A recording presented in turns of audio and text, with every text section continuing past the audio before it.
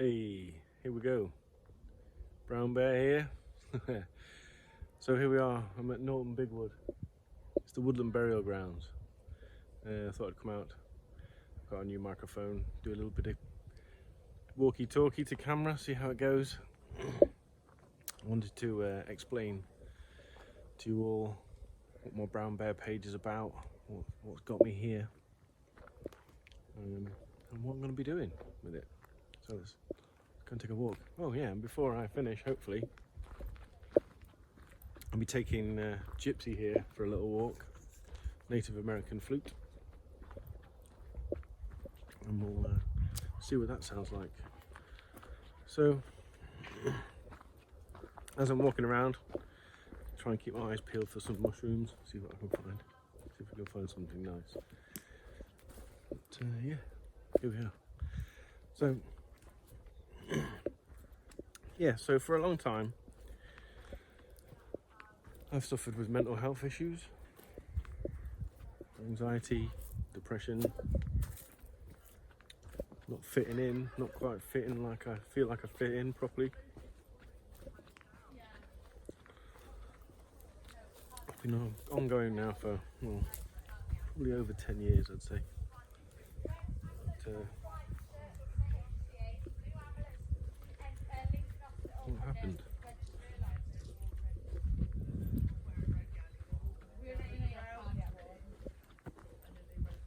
Actually, before we start, let's look at this oak tree here. It's an absolute cracker. Beautiful tree.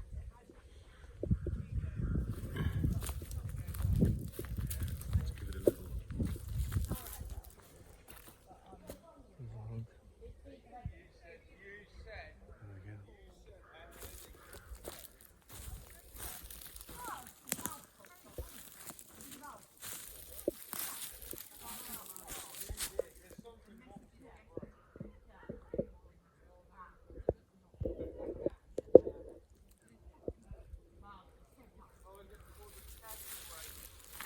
Yep, still recording. My monitor went off there for a second. So anyway, as I was saying, brown bear. So suffering from mental health for quite a long time. Really sort of started to get really bad when I was working in the field as a field technician. I would go out to people's houses, fix their computers for them, which meant getting up early in the morning, fetching some spare parts for their computers from a lockbox, driving to their house, fixing their computer, and driving to the next one, fixing their computer, drive to the next one, and do that until the day was about over. Now, that was all good when you was working a reasonable hours day. You weren't travelling very far, but an engineer that was in the vicinity near me, he left the business, left a gap, and so I was sent over to Great Yarmouth from Lincoln just about every day to go and fix people's computers.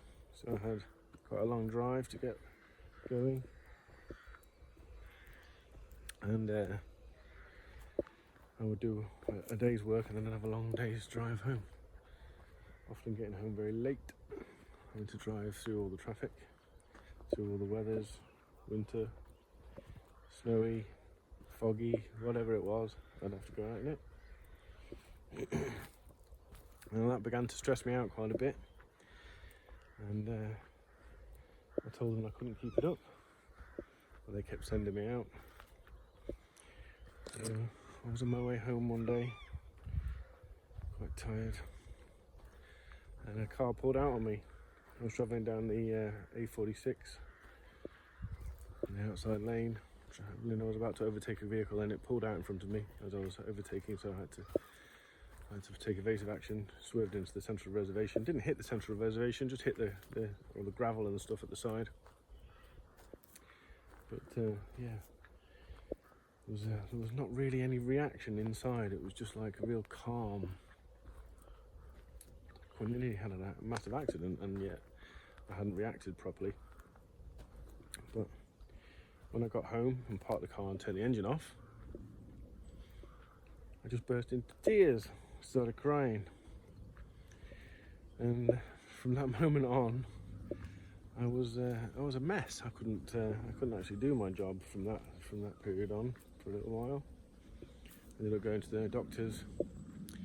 He signed me off work with stress, and I was off for about 6 months. Just bear with me while I get my camera monitor going again. It seems to switch off every 5 minutes. Right, so doctor put me on antidepressants after a while. I tried to avoid them, but in fact at that time I had avoided them. I didn't take the antidepressants. I just took about, I don't know, a few months, 3 months maybe, of recovery time to get back to it. And I blended back into work slowly. I did a long phase return, and I got back into it. Fast forward a few years later, and I'd been made redundant. I'd come back to the business. I was working close to home, and it was a different environment. So I was working inside a building, and it was quite stressful there. But I had managed to get from agency through to engineer to specialist, and was doing quite well. Taking on more and more responsibility, teaching people, training people, sorting out new procedures and things like that. And then the opportunity came to go and look after a larger team, a team of 60 engineers. So I was looking after them. There were 3 specialists.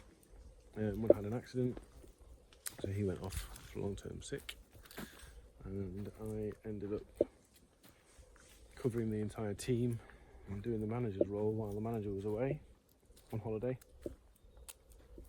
Yeah, it was difficult, it was stressful, it was challenging, and I wasn't coping very well.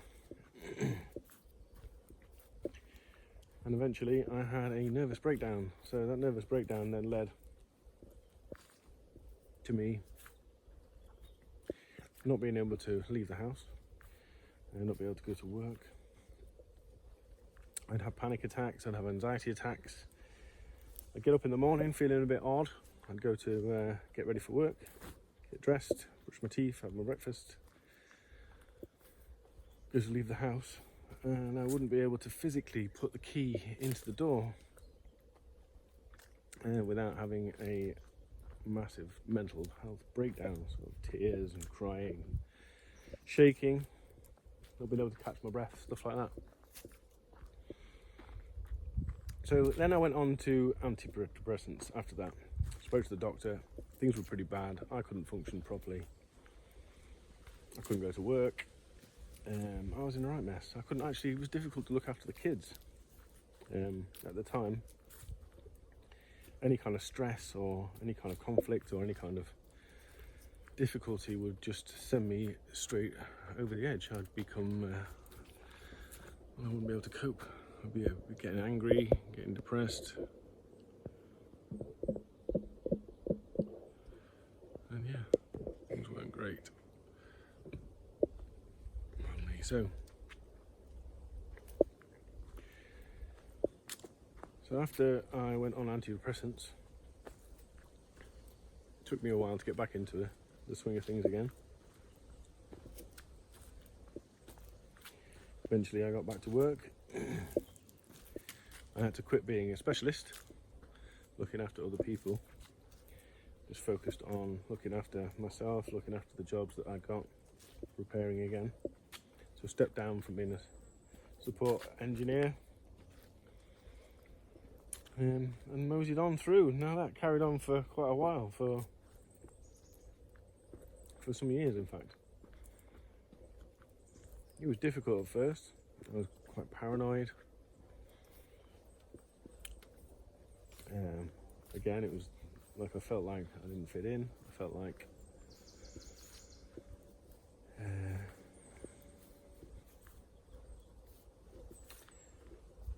I was a leper. I felt like nobody wanted to speak to me because they feared sending me over the edge or saying something wrong or something like that. Yeah, it was a difficult time. And yeah, I wasn't really feeling great. I was better than I was. I was functioning again, but I still didn't feel right. I still didn't feel whole. Still didn't feel good. Still didn't feel happy. I was taking my antidepressants. The doctor kept prescribing them. He would say that some people take antidepressants for life. So I'd kind of resigned myself to the fact that maybe I was going to be taking antidepressants from then on in. But that wasn't to be the case. So, getting on, I think, nearly 2 years now, I had the opportunity to change medication and move from, I forgot myself back into a corner here, move from chemical antidepressants prescribed by the doctor, my GP doctor, to a herbal medicine, cannabis medicine. And so I took the opportunity to get a private prescription for cannabis. When I did that, I declared my prescription to my manager at work. My manager at work took a photograph of the prescription and said, yeah, carry on. I'll register that with the powers that be. All above board and kosher, so crack on. Now,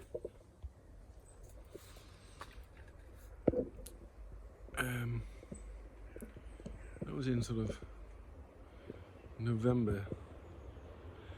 And a few months later,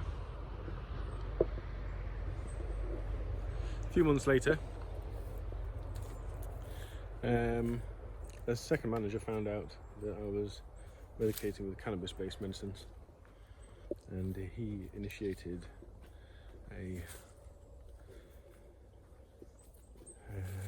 risk assessment. So the following shift, my manager gave me a drugs and alcohol test, which I failed for cannabis because that was what I was taking, daily medication. I'm kind of a bit lost now.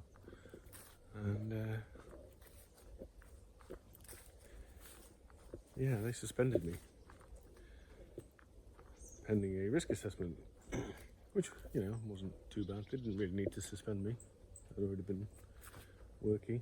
There was only one risk that they'd identified as being problematic.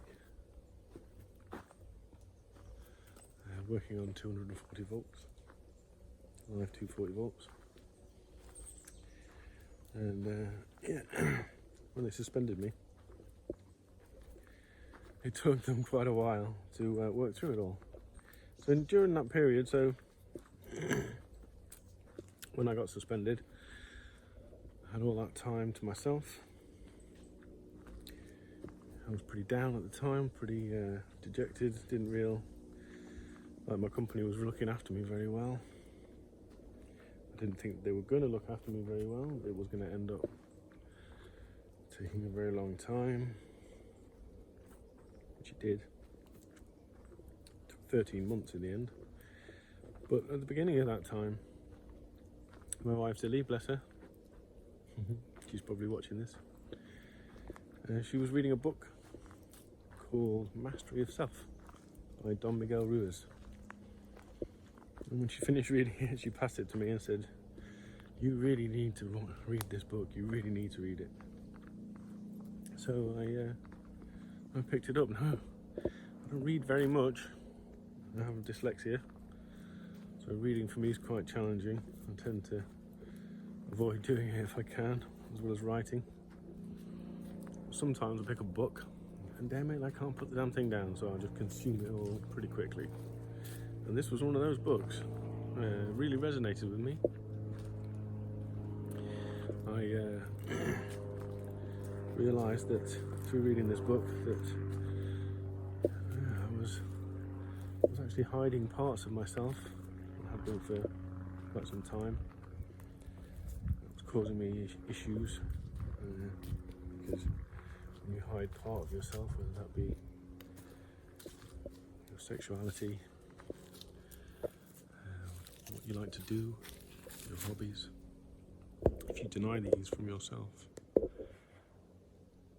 causes problems.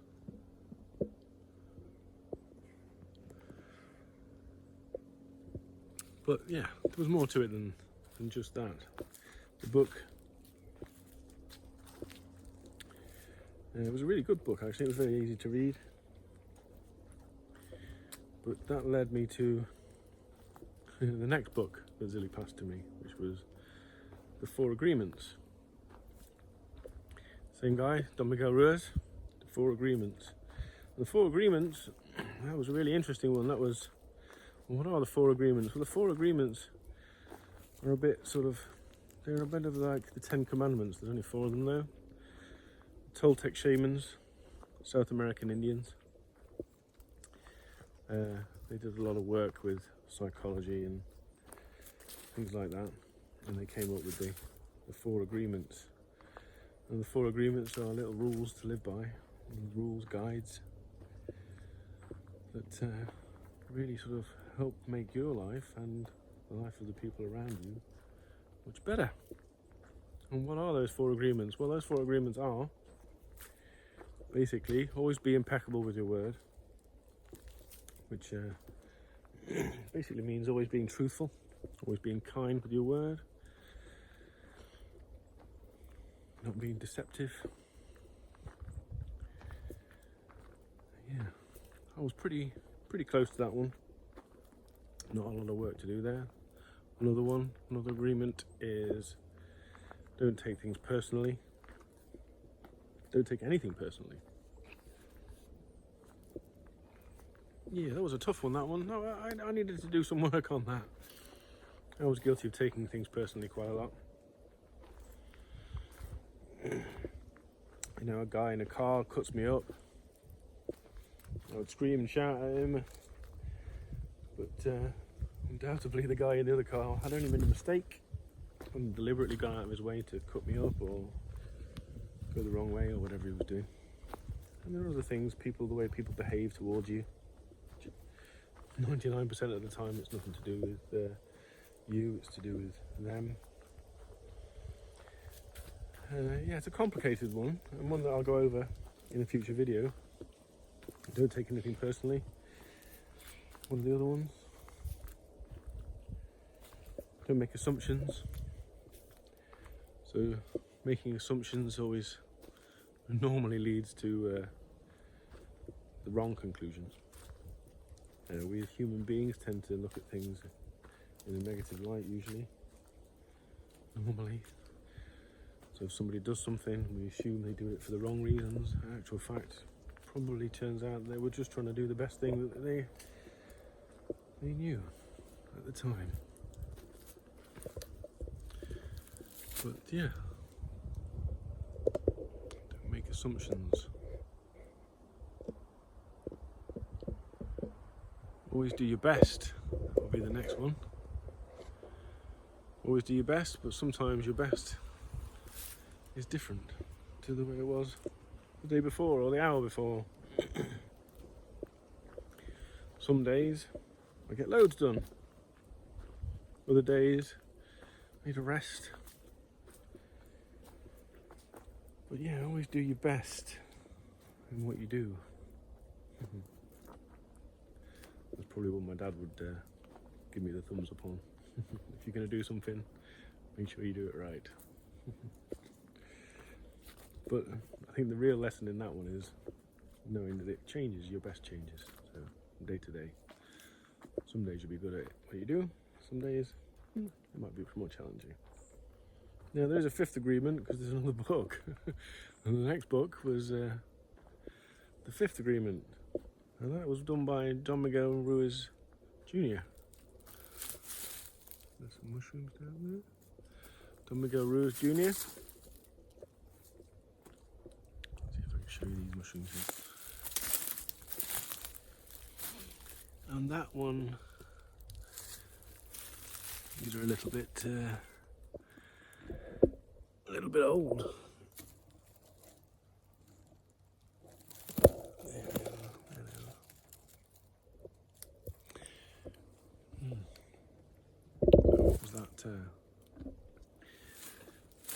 Fifth agreement. Fifth agreement was listen but be skeptical. Yeah. There are lots of people out there who've got advice, guides.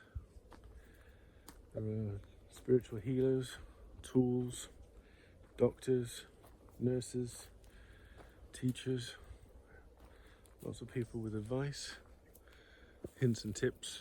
Listen to them, but listen to them with a skeptical ear, which basically means don't believe everything that you hear or everything that you're told. Do a bit of research. If something resonates with you, it resonates with you. If it doesn't, then yeah. So there are 5 agreements. So that was the 3rd book. So I'm reading, this is the 3rd book in the series now. So by now I'm starting to get a little bit into this. This is good. This is good stuff. This is starting to work. Living by the 5 agreements has already started to change things around. Not taking things personally, especially. Always be impeccable with your word. And I had a lot of time to spend.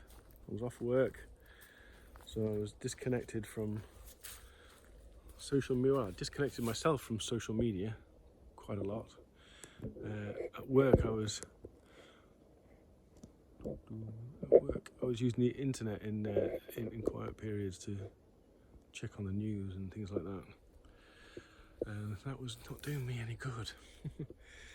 Keeping up with current affairs, the news page being a page that was acceptable at work, so I just sift through it, looking at all the drama and all of the doom and gloom that was going on worldwide, and consuming that, and going on the internet, social media, Reddit, groups like that, scrolling, constantly looking for more drama, worse drama, more drama. You know, trying to get those neurons fired, looking for drama. It's not good for you, especially when all you're doing is consuming worldwide drama. The human being is not meant to be, not meant to take on the weight of the world. You know, just to look around. Beautiful, beautiful, beautiful, beautiful forest that I'm in now.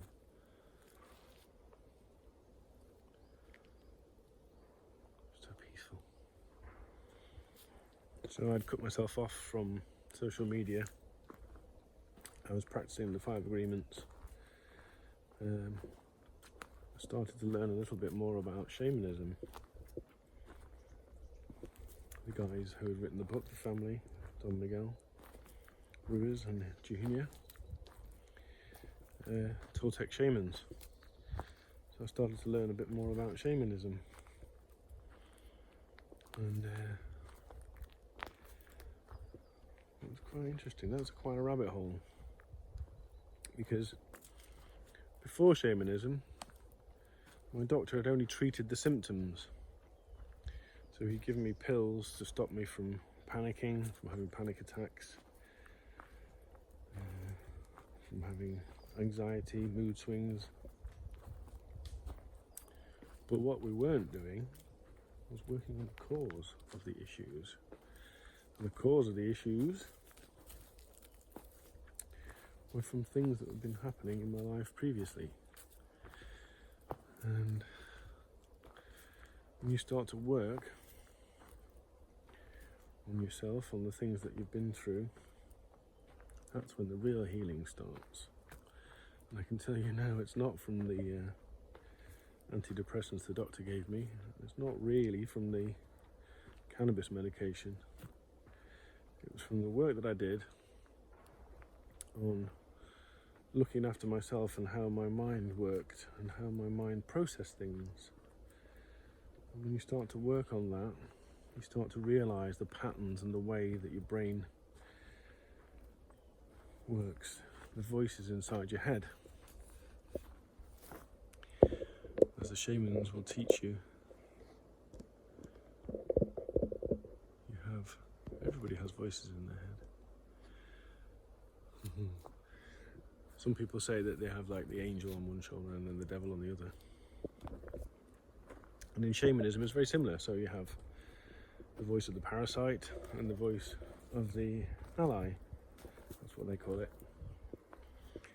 And the trick is to dismiss and ignore anything that the parasite says, and only really give any attention to the ally. And that is a major thing. Because once you start to learn to do that, and all those voices that are inside your head that say you can't do this, you can't do that, you're not good enough, you're not good looking enough, you don't look good, you don't sound good. You stop listening to all that and you start doing things. My anxiety was actually pretty bad. I'll give you an example. I'd get on a train to go somewhere and like I'm going to the train to get the train to Sowerby Bridge. So I get to the train station and I ask the conductor at the station side, I have to buy my ticket, which is the train to get to Sowerby Bridge. Is it that one? And he would confirm that I was pointing at the right train, and I would get on it, still doubting if I was on the right train and whether I was going in the right direction. Had I actually got on the right train? And then I'd build up in my mind a little story, a little horror movie of what would happen if I was on the wrong train. So if I was on the wrong train, I'd be an hour that direction and I'd missed my appointment. So I'd have got on the train for all that reason. Maybe I'd have to pay again, losing cash, and just build on top of it, keep building until it started to make me feel horrible. But the trick there was, what I was doing it to myself. I was causing myself anxiety by feeding the monster, feeding the parasite. So the parasite wants your attention, wants to get your attention, and the more of your attention he's got, the better he's got hold of you. So now what I do, and this took a while to learn, you have to practice, is when I get a thought like, oh, am I actually on the wrong train? I give it a giggle, laugh at that little thought, because I know that thought is just rubbish. And then I put it in my mental shredder. I have a little cartoon shredder in my mind's eye, in my imagination, and that thought goes into that shredder, and it is shredded straight away. And then I overlay that thought, usually, with a better thought. A thought from the ally. So, no, you're on the right train. You've got this. You know what you're doing. And then eventually you get good at it, and the negative thoughts slow down. They don't come as frequently. They don't last because I don't build on them. So I don't get to that point where I get anxiety, because I have more self-confidence in what I'm doing. Yeah, that was an amazing thing to do, was to learn how to not listen to the parasite of the mind. And slowly but surely, I started to feel a lot better. So much so, in fact, that I spoke to my GP. I told him that I was feeling better, and that I wanted to come off my medications. So yeah, I came off mirtazapine. That was the antidepressant that I was on at the time. And when I came off that, it wasn't really that difficult to come off. It was I was already on the smallest dose you can have on it anyway, yeah, I started to feel a lot better once I'd come off it. I started to feel a lot happier, because these chemicals tend to prevent you from getting mania, and they also prevent you from getting depressed, so they keep you sort of plateaued, which is good if you need it, if you're unable to function. But once you're able to function, I didn't really need those drugs really anymore. So with the doctor's blessing, I came off it and started to feel a lot better. Still take the cannabis-based medicines. They help keep things nice and calm, and yeah, nice. So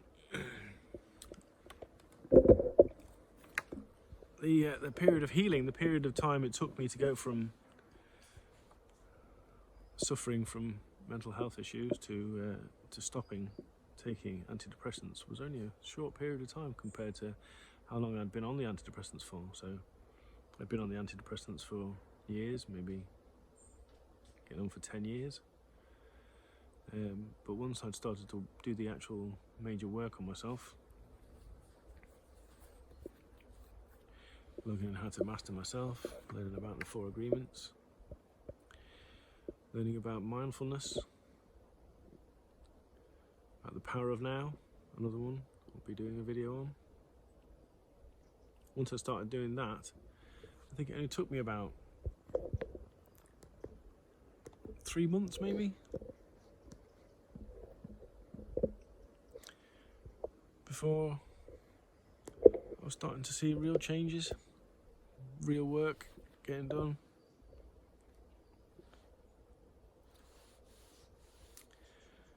Yeah, it was well worth it. And the lessons, the tools that I'd learned, the tricks, if you like, weren't that difficult to learn. You know, it took a bit of effort to work on some of them. Some of them I was, pretty good at already. But I was pretty good with my word, pretty impeccable. Not as honed in on it now as I am now, but I was pretty good. I was pretty close to that. Not taking things personally. Yeah, I had to work on that one. Not making assumptions. That was funny, because myself and Zilly had read the book, so I was talking to Zilly, and when I was making assumptions or taking things personally, she would point it out and I would do the same to her, and so we'd help each other out. Now we generally don't do it. We've learned quite well. So yeah, I thought I'd take it and I'd learn more about it and learn more about shamanism. So I started to read more books about shamanism, and I found that there was quite a lot of tools and ways of healing people through shamanism, through journeying, through plant medicines, through the Toltec shamanic way of psychology, if you like, really resonated with me. So I thought what I'd do is I'd actually learn to become a shaman myself. So I joined an online course. I started that last year. The course is about a year long. I'm near the end now. Still got a few practical sessions to do with clients before I'm certified shamanic practitioner. I learned to become a Reiki healer, so Reiki level 2 qualified,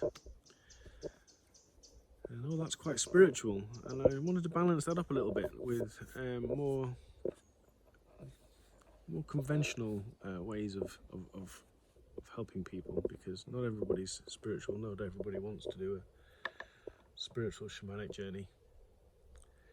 And so I did a counselling course, a course in counselling, so just a foundational course, level 2 in counselling skills. I hope to be taking that further when I get the time to do that, because I've also started a course in hypnotherapy,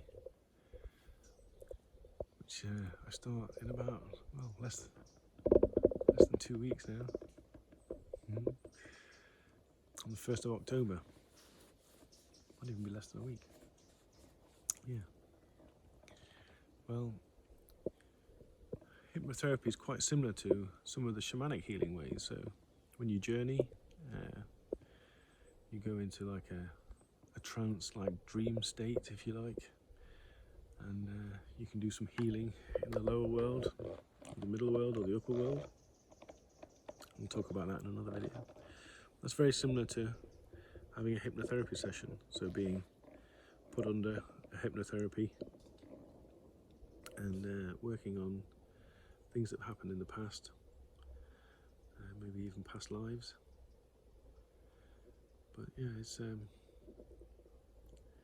that's where I think the real healing lies. So I'm changing careers. I'm actually training to be a counsellor, a therapist. If I can become a therapist, I think that's what I really want to do. That's what I really wanted to do. So after I was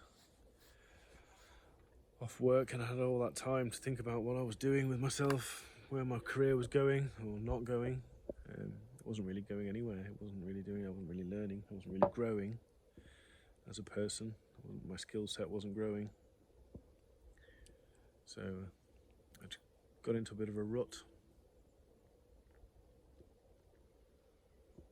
And Zilly kept saying, and she was saying, you're only halfway through your working career. You can stop doing what you do now and do anything you want. She was right. She is right. She's usually right.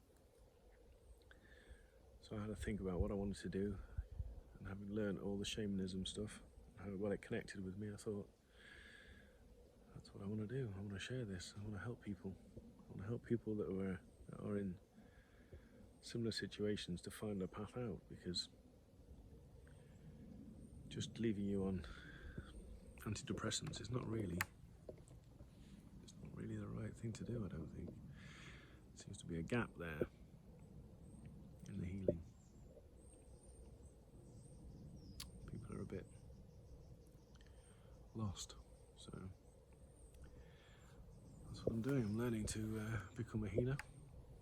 That's why I have Brown Bear Therapist page. That's why I'm here.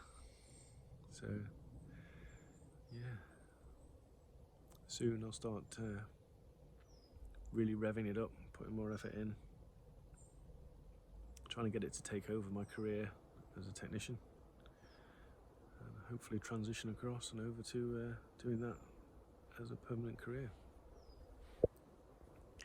Something that I really enjoy doing, something that's really rewarding.